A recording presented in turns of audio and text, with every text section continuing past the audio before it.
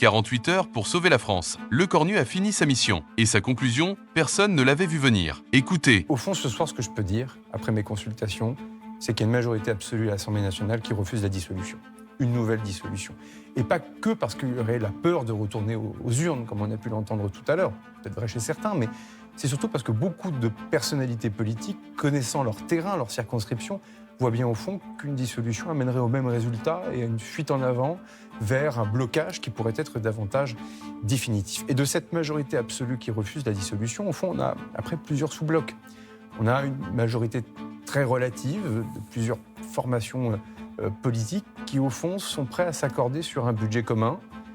Des formations politiques de l'opposition, notamment de gauche, qui, au fond, veulent aussi cette stabilité, veulent un budget pour la France et pour la sécurité sociale avant la fin de l'année, mais ils mettent des conditions.